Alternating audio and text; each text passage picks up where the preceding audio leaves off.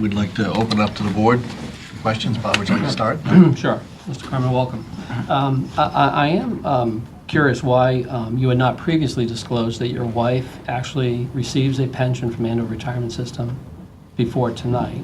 You just did disclose that.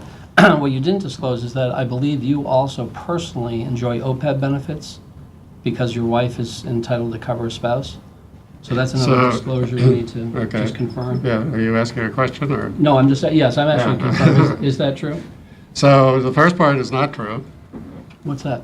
that I did disclose. I called the town, I called the representative of the town manager. Oh, I'm sorry, did the And board get disclose any it? materials? I'm sorry, did the board get any materials? Because all I saw was the application. Larry instructed him to file disclosure. Okay, but it didn't get to the board, that's what I'm referring to, just so we're clear. Okay, so the board didn't find out that your wife is a pension recipient until tonight, and I didn't hear you say that you are an OPEB beneficiary, correct? You I'm receive- happy to say it. I'm an OPEB beneficiary. You do, okay, good. Yep. Now, this fifth member appointment actually bars members of the pension system. I understand that. I'm but- not a member of the pension system. I know, but you're a spouse of a member. You don't feel that in spirit that violates No. what the intent of the fifth member is? No, because you don't know me. You don't know how I feel. You don't know what my views are. You don't know how I would vote. Okay. You have no clue. Okay, and you feel you meet the criteria of the fifth member of unbiased and independent? Yeah, absolutely. Okay, Or I wouldn't be here. okay. I wouldn't put myself through this. Okay, I asked Because I this- knew you would ask those kinds of questions. Okay, well, I asked this because I want to point out that the board makeup, as it is, consists of 2 retiree picks, right? The retirees already get to pick 2 of the 5 members. The town accountant is a future retiree who is also part of the system. So there's 3 seats that are controlled by the retirees. The taxpayers through the Board of Selectmen get 1 appointment. So this appointment effectively would be appointing somebody else with a connection to a retiree. That's why I'm making the observation. My next point, I want to just share, my assessment of the retirement board's management performance over the last 15 years and just Yeah, I and get your reaction, Yep. okay?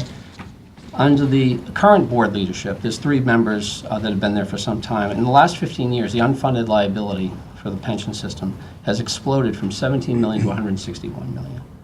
Andover's funding ratio of just 41% is one of the worst in the state. Andover's pension board, in my view, has masked the size of the pension unfunded liability with overly optimistic discount rates and which are rate of return assumptions. Until last year, the pension board had no investment advisor overseeing 130 million in pension assets. Andover's pension board has repeatedly rejected requests to reform eligibility policies that provide pensions and OPEB benefits to part-time employees. And last year, the retirement board handed Andover taxpayers an unaffordable funding schedule that currently costs taxpayers almost $10 million per year and will increase 10% annually. So I want to get your reaction. Do you essentially agree or disagree with that assessment? And if you disagree, why? So I agree and disagree in the following way. So I understand that the liability has grown significantly. That's that I think is the number one objective for any member of the pension board, is specifically the 5th member, is to try to bring that unfunded liability down. The last 15 years, so one of the statistics that I've seen is that the return over those 15 years for the fund was 3.4%. Now, I could argue with that a little bit in the following way, in that it's a little bit cherry-picked. So it was from 2001 to today. And 2001 was at the peak of the market before it crashed. That number would be different if it was 2005 to today or 1995 to today. What I will admit, though, is, and what I would like to see, is that number against the benchmark. If it's not close to the benchmark, so what is it that happened? Why is it that low? In fact, my second priority in my personal list in terms of the retirement board is, and I don't know how well this would go over because I watched the July 2016 meeting of the pension board, which was somewhat contentious, to say the least, would be an analysis So how did we get here? It was kind of what you said about the drivers. What are the drivers of the overall cost for the town? So what were the drivers? What were the various things that happened that got the liability to grow to this extent? Now, I wouldn't want to do it from the point of view, which is where some of the contention probably comes in, of, who made what mistake. It's more in terms of, okay, if it was investment, was it poorly invested? Was it, costs? What was it in terms of investment? Did it have anything to do with town contributions? I don't know what it was, but I think it requires an analysis to figure out how we got to here. So I agree with you. The sort of agree and disagree. The 160 million, I presume you're using a 6.25% discount rate. And of course, it's 130-some million with the 7.25. That's correct. I think in some sense, it almost doesn't matter which one you look at. It's at least 130 million, which is pretty serious. But you agree the financial condition of the pension system is in very tough shape? It is in tough shape. Okay. Yeah. Okay. Are we going to do this the same, where we kind of do a first Yeah, round? I'd like to go and then around. I'll come back. Right. Okay. We do have, we're supposed to be limited to about 20 minutes, so we're going to try to stay within that if we could. Dan? We kind of run out of time for you. If If you have something that's fairly quick, I'd appreciate it. Yeah, the first few questions really related to identifying the fact that we do have a big problem with our pension system, with the unfunded liability, and we've gotten ourselves into a pretty big hole. And what's important to me is the willingness and the ability to make the tough decisions and do reforms. Now, you were quite vocal speaking in opposition to OPEB reform, and I just want to ask my questions in the context of something you wrote. It said, this was right in the middle of the OPEB reform debate, it said, quote, "Instead of picking on low-paid retirees, why don't you address the real problems in the whole picture? The town has always been a weak negotiator of town salary and benefits. Town employees are paid too much, and the pensions are, quote, otherworldly. There are very few private sector companies with defined benefit plans anymore, and those that exist have pensions nowhere near as generous as they are in the town." Now, I've heard other questions here. I've heard you kind of say that you want to see iterations, but there are a few things that I'd like to see your take on. For example, you don't control at the local level, but the state legislature allows a pension after just 10 years of service. In your view, is 10 years of service enough to qualify for a pension? I quite honestly, from my private sector experience, I'm sorry? I quite honestly, from my private sector experience, have a problem with that. You have a problem with 10 years? The only one, U.S. military is 20 years, I believe, right? What in your mind, just I your don't gut know. instinct So let tell me you? answer what No, you I'd like read. to ask you on the 10 years now, I get, please. you asked me a question, I get to talk. So let me answer that. So I wrote that was actually, I wasn't in the middle of it. It was probably the first thing that I wrote. March 14th. Yeah, so it was the first thing that I 2016. wrote. What's important is not where you start, or I had some misconceptions about how things work. So I didn't know it was a contributory retirement system, first of all. And I didn't know that OPEB was a standalone entity. I looked at the overall budget for Andover, so I had a bad model. Where I wound up with OPEB was that while I thought you could have, in terms of the board, and I know the vote was split, I thought that there could have been some measures that could have ameliorated the solution. So the issues I had where I wound up, so I was kind of actually of two minds when you finish, which is that directionally, Mr. Flanagan came up with a pretty decent second iteration of OPEB. Basically started with, we're going to sock it to the retirees as much as we can. That's my interpretation. And then Mr. Flanagan came up with a solution that, in a more nuanced way, helped solve the OPEB liability, but wasn't as severe.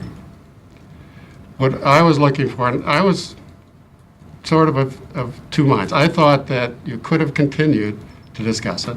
At the same time, I understood those that voted for it, because you only get a bite of the apple so often. And you were facing a town meeting, and just be direct. You were trying to beat a possible moratorium. what I was looking for was, it was a major step forward. It was really only 2 or 3 weeks old by the time it got voted on. There was no further discussion. So what could have been done, for example, is for the non-Medicare retirees, offer a cheaper option. If it's expensive, so, don't pay any more than 50% or do the same kind of thing, but offer something where people have a choice. They're younger, they maybe don't need quite as much health care. Maybe somebody's healthy, they don't need quite the same prescription plan. Same thing possibly for the Medicare benefits. So that was kind of an exuberant letter I kind of anticipated in my reading. But you did speak in opposition to the OPEB reform on the night of the vote, correct? On the night of the vote, so first of all, I never really spoke in opposition to, I thought it was too severe. I thought that, I'll be direct, I don't have a problem. Okay. So I thought that both the OPEB authors and the board was not well informed, let me put it that way, about what it meant to be on a fixed income, nor did anybody seem to understand that somebody who has Medicare pays Medicare as well as the town. And the reason that the town numbers were relatively low is that Medicare really carries the weight of all the medical benefits. And that, in fact, one of the other emails that I sent, and all the later emails were just a bunch of facts. They were tables. And then eventually I figured out, oh, they're not even going to read what I write, so I'm just going to do a little executive summary and send a table. And when it started, there was a plan for non-Medicare retirees that cost those people less than a Medicare retiree that paid Medicare along with their plan. So it was, that kind of stuff never got discussed. It was very frustrating. Okay. My last question Yeah. relates to COLA. You did Yeah. mention something about that. One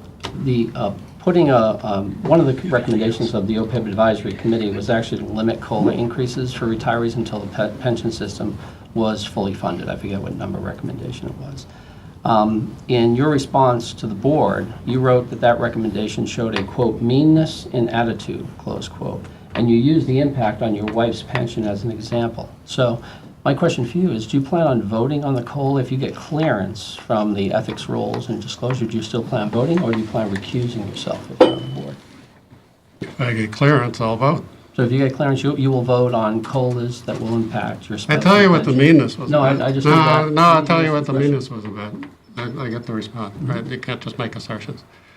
So the meanness was that from the board, or rather from the authors of the OPEB report, there was a statement in the second or third paragraph, which was essentially, we can't have nice things because of retirees. When they talked about the COLA, it was, oh, let's do Social Security, or let's eliminate the COLA. The only reason that Social Security was mentioned was because it had been null for a couple of years. And I asked the question in the very first meeting. I said, okay, so if Social Security is suddenly 5%, will you give them 5%? Nobody said anything. So Social Security is on the whole pension. This is on 12,000. So I thought there was a certain mean-spiritedness to it, because the goal was basically, although there were like, I don't know, what were there, 30 recommendations? There's really only one anybody focused on. Let's sock it to the retirees with 50%. If the law had allowed 100%, I had the feeling it would have gone for 100%. Sorry, I mean, that's the way it was. Thank you for your time. Yeah.